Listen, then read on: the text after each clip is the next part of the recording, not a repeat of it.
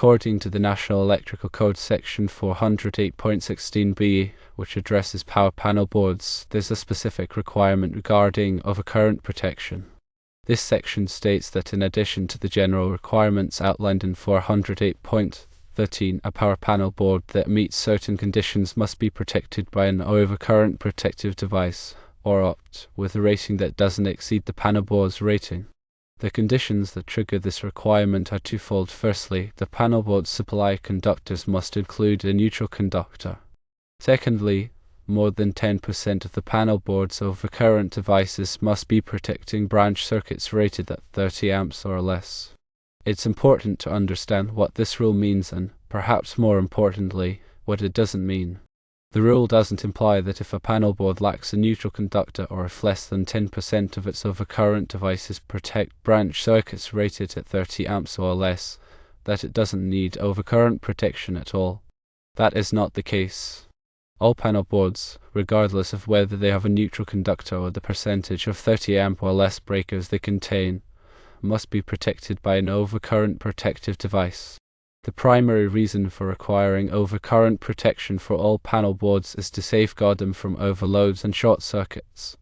Without an OPT, a panelboard is vulnerable to overheating, which could lead to a fire. Think of the overcurrent protective device as a safety valve. It's designed to interrupt the flow of electricity when the current exceeds a safe level, preventing damage to the panelboard and the electrical system it serves. The rating of the overcurrent protective device is crucial. It must be appropriate for the panelboard ampacity and the loads connected to it. If the OPT is rated too high, it won't provide adequate protection, and if it's rated too low, it will trip unnecessarily, causing nuisance outages. To clarify further, let's break down the key components of the rule.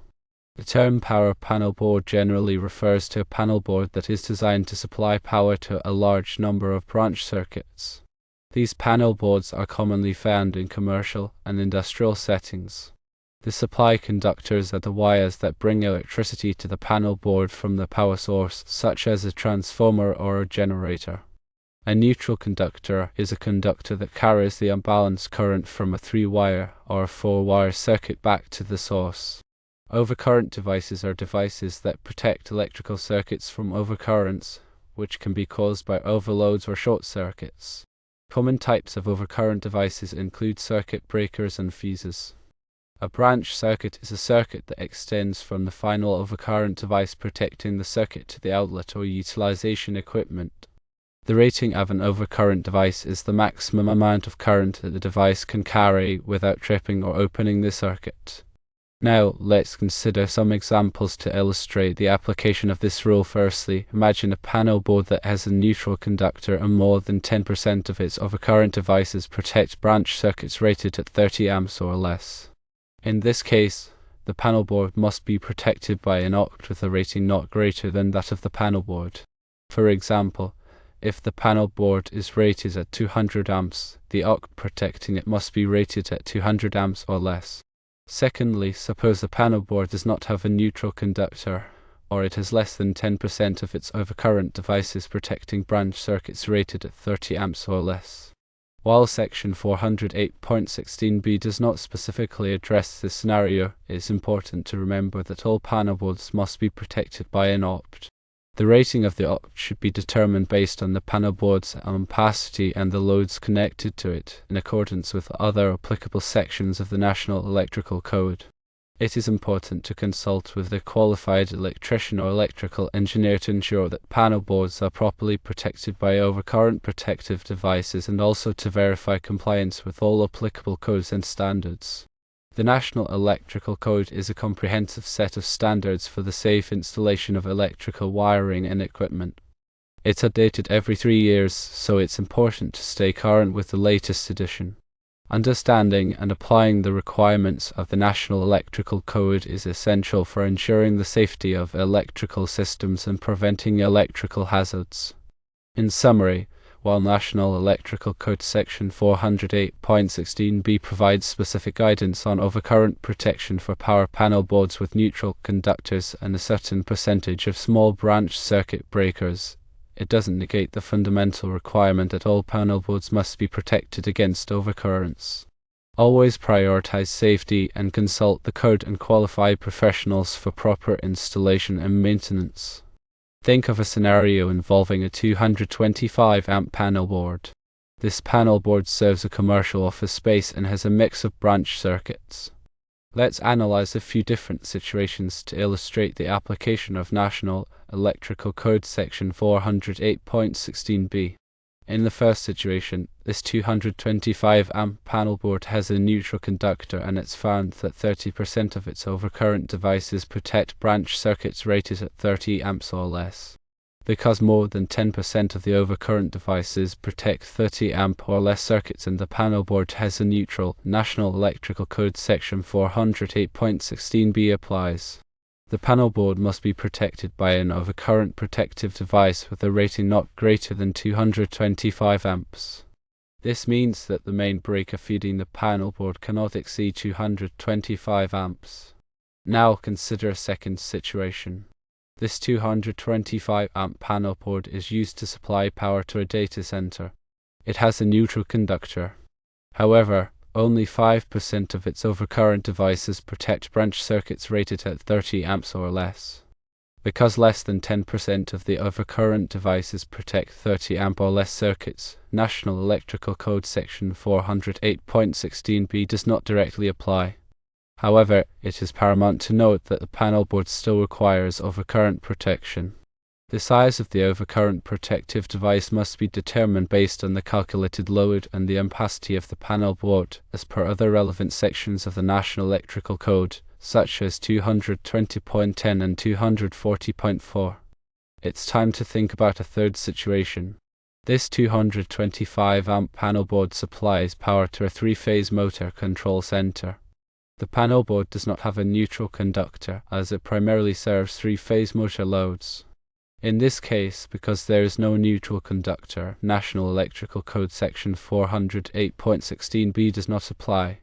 Despite this, the panel board must be protected by an overcurrent protective device. The overcurrent protection must be sized appropriately for the connected motor loads, considering factors such as motor starting current and the requirements outlined in Article 430 of the National Electrical Code, which covers motors, motor circuits, and controllers. Finally, consider the following point.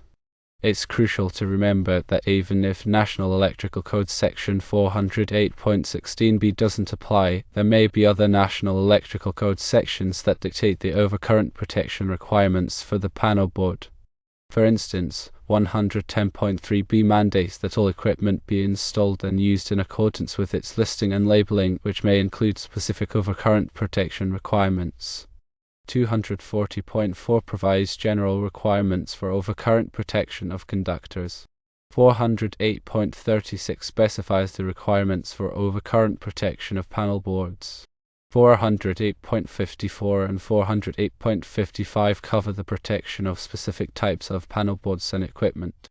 It's also good to know that local codes and regulations may impose additional requirements beyond the National Electrical Code. Always check with the local authorities having jurisdiction to ensure compliance with all applicable codes and standards. Proper overcurrent protection is not merely a matter of complying with the National Electrical Code. It's a critical safety measure that protects against electrical fires, equipment damage, and potential injury. Therefore, it's essential to approach panel board overcurrent protection with meticulous attention to detail and a thorough understanding of the relevant codes and standards. Let's consider the implications of not providing adequate overcurrent protection for a panel board. Firstly, overload conditions can occur when the total current drawn by the loads connected to the panel board exceeds the panel board's ampacity. Without proper overcurrent protection, the panel board and its components, such as busbars and conductors, can overheat. This overheating can degrade the insulation, leading to insulation breakdown and short circuits. Secondly, short circuits represent a more severe fault condition where a low resistance path is created between two conductors. Short circuits result in a rapid and substantial increase in current flow. Without overcurrent protection, this high current can cause significant damage to the panel board, conductors, and connected equipment. The heat generated by a short circuit can quickly ignite nearby materials, leading to a fire.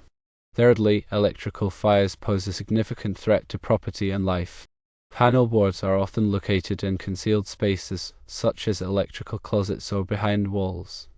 If a fire starts within a panel board, it can quickly spread undetected, potentially causing extensive damage and endangering occupants. Fourthly, equipment damage can result in costly repairs and downtime.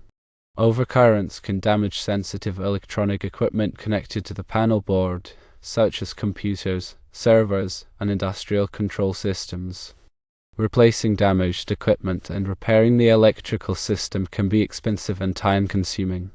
Fifthly, electrical shock hazards can be present if the panel board is not properly protected. Overcurrents can damage the insulation of conductors, exposing energized parts. Contact with these energized parts can result in electrical shock, which can be fatal. Prevention is the best approach.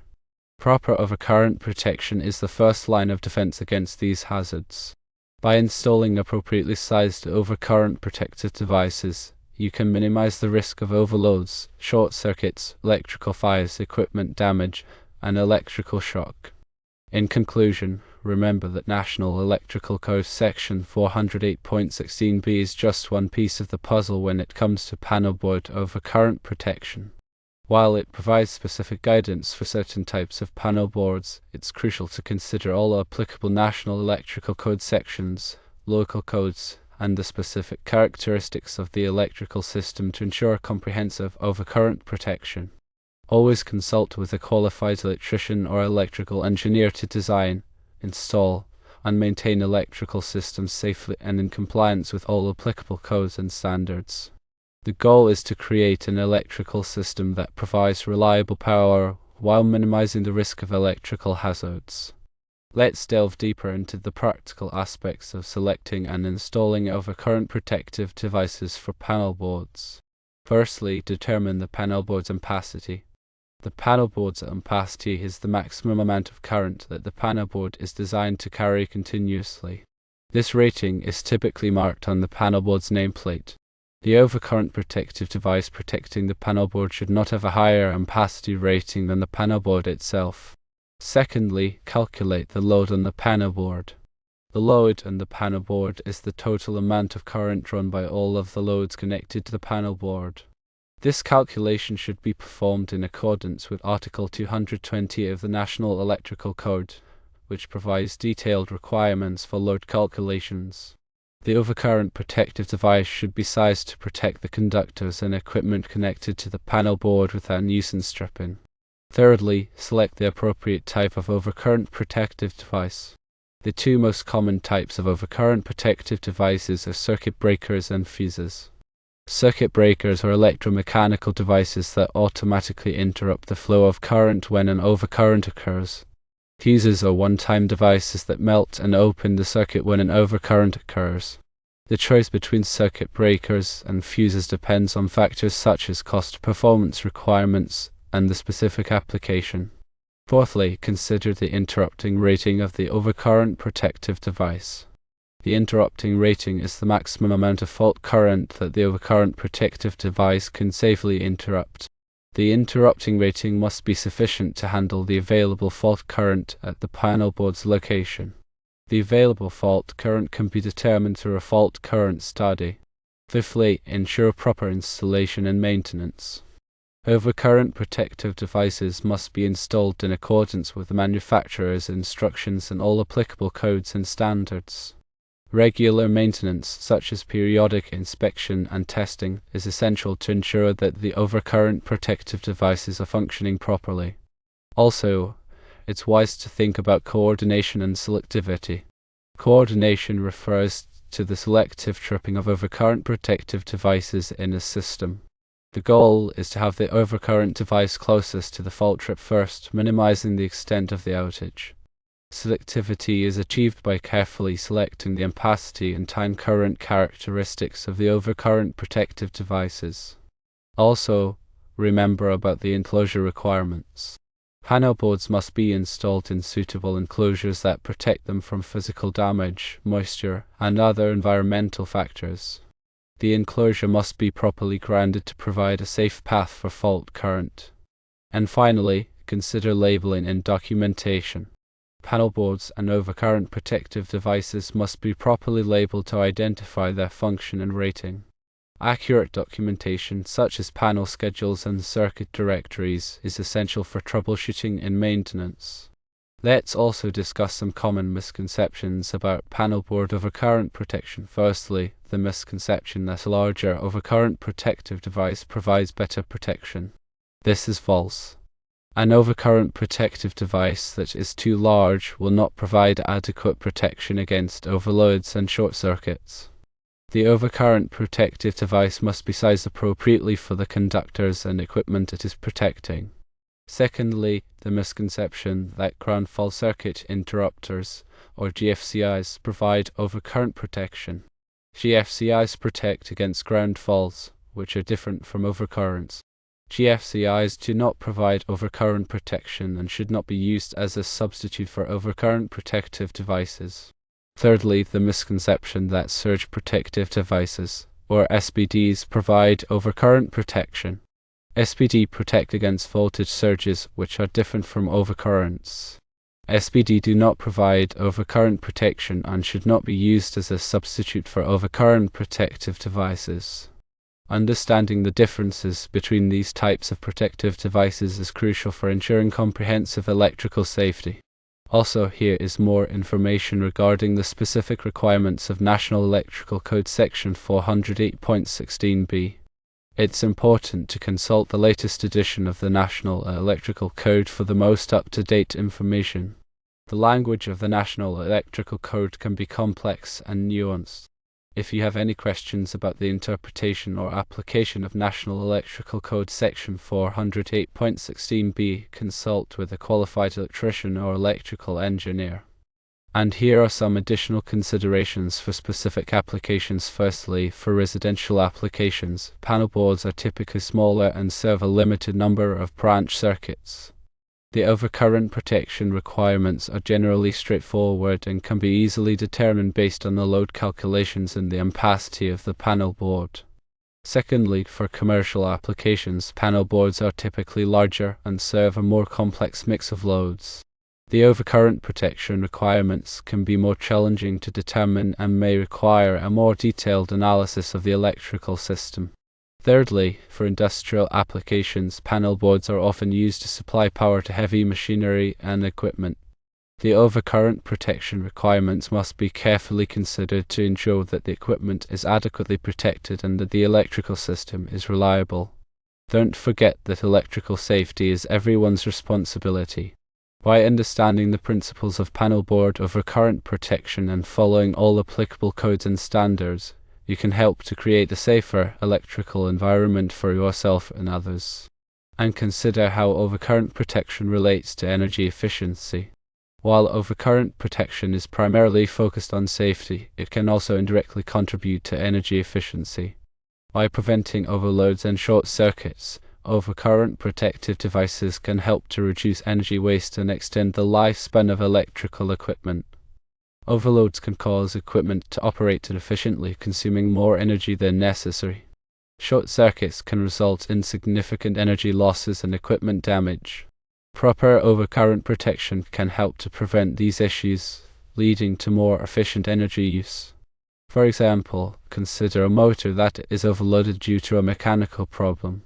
The overload causes the motor to draw more current than its rated capacity. Without overcurrent protection, the motor could overheat and eventually fail. The overheating also causes the motor to operate less efficiently, consuming more energy. With proper overcurrent protection, the overcurrent device would protecting the motor from damage and preventing the inefficient energy consumption. Also, think about the role of technology in overcurrent protection. Advances in technology have led to the development of more sophisticated overcurrent protective devices. These devices offer improved performance, reliability, and features. For example, electronic circuit breakers provide more precise and adjustable overcurrent protection compared to traditional electromechanical circuit breakers. Smart panel boards incorporate advanced monitoring and control capabilities, allowing for remote monitoring of current levels and automatic tripping of overcurrent devices. These technologies can help to improve electrical safety and energy efficiency. And finally, here are some best practices for maintaining panelboard overcurrent protection. Firstly, conduct regular inspections of panelboards and overcurrent protective devices. Look for signs of damage, overheating, or corrosion. Secondly, test overcurrent protective devices periodically to ensure that they are functioning properly. Testing can be performed using specialized test equipment. Thirdly, keep panelboards clean and free from obstructions. Dust and debris can accumulate inside panelboards, reducing their cooling capacity and increasing the risk of overheating. Fourthly, maintain accurate panel schedules and circuit directories. This documentation is essential for troubleshooting and maintenance. Fifthly, train personnel on proper electrical safety procedures. This training should include information on panelboard overcurrent protection and the hazards of working with electricity.